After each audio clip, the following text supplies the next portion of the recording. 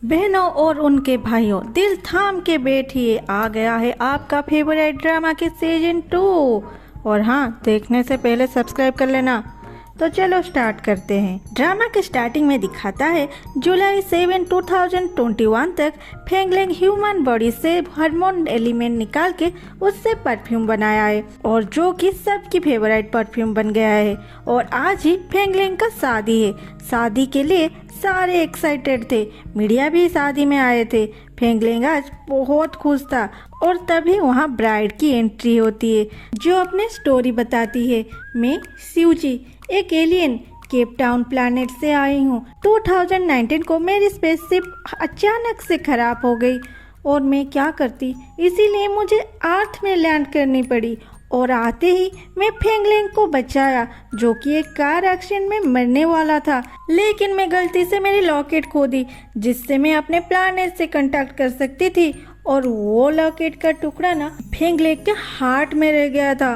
और मैं क्या करती, जिसके वजह से हम दोनों एक दूसरे से हमेशा मिलने लगे।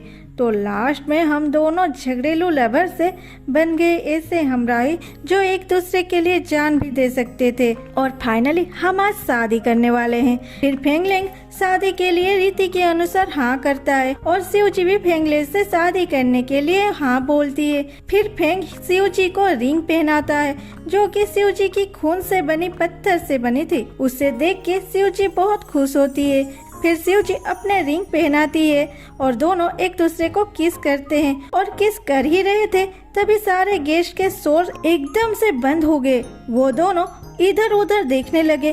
वहाँ पर आए सारे आदमी स्टैचू बन गए थे। ये देख के सिउजी बोलती है, ओ नो, कुछ बुरा होने वाला है। तभी वो उड़ने लगता है और एक स्पेसशिप के अंदर चला जाता है। ये देख के सिउजी बोलती है, फेंगलेंग। और फेंग बोलता है, मत जाओ। और तभी एक झटके में सिउजी उड़ने लगती है। फेंग उसे रोकने की बहुत कोशिश करता है, लेकिन सिउजी चली जाती है।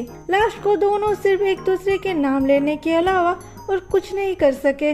उसके बाद सीधा केप टाउन दिखाता है, जहाँ के जेल में अब सिउजी है, क्योंकि उसने रूल तोड़ी थी। उसके साथ साथ एक इंसान से शादी की थी। वो सिउजी को बुलाती है, सिउजी, सिउजी, अरे क्या तू अब भी अपने आंख बंद करके रेस्ट कर रही है?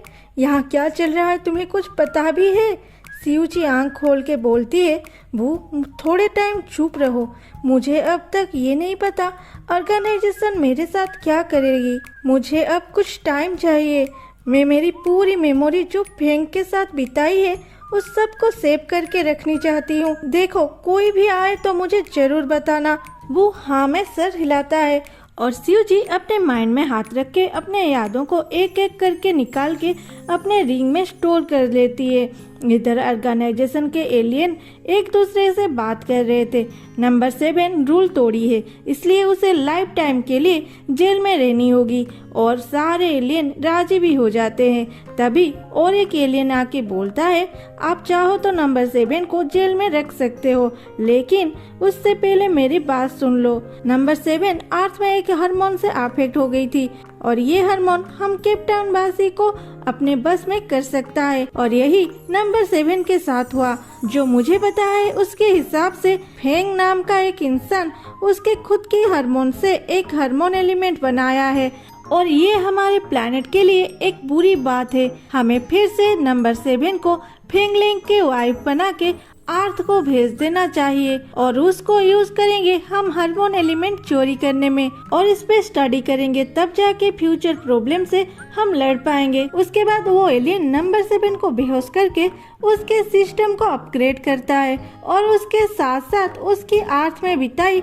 सारी मेमोरी को डिलीट कर देता है, और कुछ न्यू मेमोरी डाल देता है। जैसे कि फेंगलेंग एक बुरा आदमी है, जो हार्मोन एलिमेंट बनाया है। जब तुम वो एलिमेंट को लाने गए थे, तुम्हें लेके जबरदस्ती वो तुमसे शादी कर लेता है। हाँ, ये सच है कि आज में फेंग तुम्हारी पति है, लेकिन वो तुम्हारे लिए एक दुश्मन से कम नहीं है। अपग्रेड होने के बाद वो एलियन बोलता है, इस बार तो मैंने जैसे तैसे तुम्हें बचा लिया, लेकिन दोबारा ऐसी गलती मत करना। उधर वो अपग्रेड होने के बाद कछुआ से इंसान जैसा बन जाता है, और खुद को देख के खुश होके बोलती है, क्या मैं भी इंसान बन गई?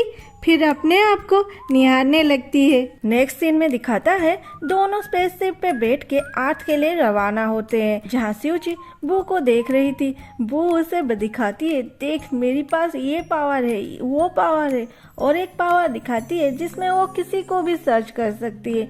स्यूची बोलती है, वाओ, हम तो इससे फेंग का भी इंफॉर्मेशन निकाल सकते हैं। फिर बू सर्च करती है और निकाल भी लेती है। ये देख के दोनों खुश हो जाते हैं। बातों ही बातों में स्यूची बोलती है, ये देख हार्मोन कलेक्टर, कह के अपने रिंग भी दिखाती है और बोलती है ये बहुत अटपटा सा है। रिंग को देख के बू बोलती है, ऑर्गेनाइजेशन को पता होगा कि हमारे खून से बनी पत्थर में बहुत स्टोरेज स्पेस है, इसलिए इसे बनाए होंगे। फिर बोलती है, जो भी हो ये तो अटपटा ही है, हो सकता है ये कोई आर्ट्स प्रोडक्ट जैसी बनाई गई हो। ये सुन के स्यूची बोलती है, उसे छोड़ो, ये सुनो, इस मिशन में हमें 3 काम करना है। एक तो हमें सही सलामत अर्थ में पहुंचना है, हार्मोन एलिमेंट को ढूंढना है और उसके बाद उस फेंगलिंग को एक अच्छी सबक सिखाना है। तभी एक बड़ा सा पत्थर आके स्पेसशिप से टकराता है, जिसके वजह से स्पेसशिप टूट जाता है। फिर वो दोनों एक ब्लैक होल के अंदर चले जाते हैं। फिर वो दोनों एक दूसरे से अलग हो जाते हैं।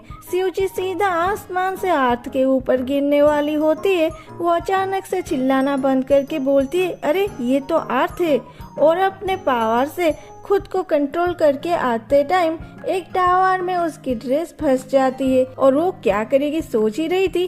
तभी उस रास्ते में फेंग लेंग जा रहा था। फेंग उसे देखता है, वो उसे स्टैचू समझ के देखने लगता है। तभी स्यूची उसे देख के फेक स्माइल देती है, लेकिन फेंग तो उसके रिंग को देख रहा था। तभी स्यूची की ड्रेस फट जाती है और वो नीचे गिरने लगती है।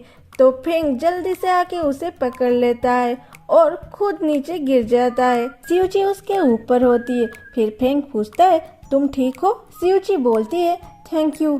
फिर दोनों एक दूसरे को देखने लगते हैं। फिर कुछ टाइम के बाद स्यूची उसे कुत्तों के जैसे सूंघते हुए उसके चेस्ट को पकड़ लेती है। स्यूची की आदत अपग्रेड होने के बाद भी नहीं बदली थी। फेंग बोलता है, मिस प्लीज बिहेव योरसेल्फ, और उसे हटा के खुद उठने की कोशिश करता है, लेकिन स्यूची रुको जरा बोल के उसे फिर से लेटा देता है और उसे देख के बोलती है, तुम मुझे जाना पहचाना क्यों लग रहे हो, और उसे इधर उधर टच करने लग जाती है।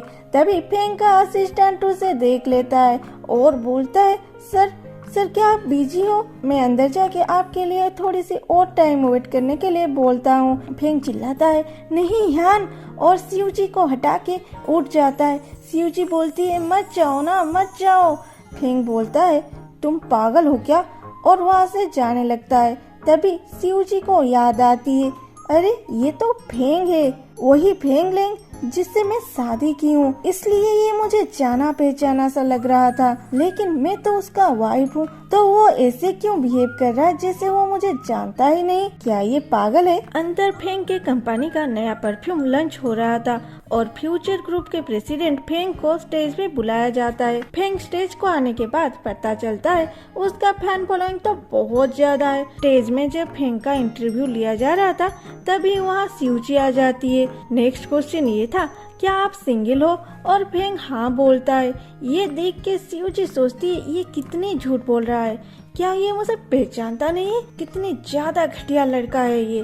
फिर उसे अपने लाइफ पार्टनर के ऊपर कुछ क्वेश्चन पूछा जाता है, जिसे उसका शॉर्ट हेयर होगा या लॉन्ग हेयर, क्यूट होगी या झगड़ेलू वाली चाहिए। तो उसके आंसर में फेंग बोलता है, मुझे लंबी बाल वाली एक प्यारी सी जेंटल लड़की चाहिए, जो कि स्यूची तो बिल्कुल नहीं थी। फिर पूछा जाता है, क्या आपका कोई फैन आपको सच्चे मन से प्रपोज करेगी तो क्या आप उसे हाँ बोलेंगे? इसके आंसर में फेंग हाँ बोलेगा ऐसा बोलता है।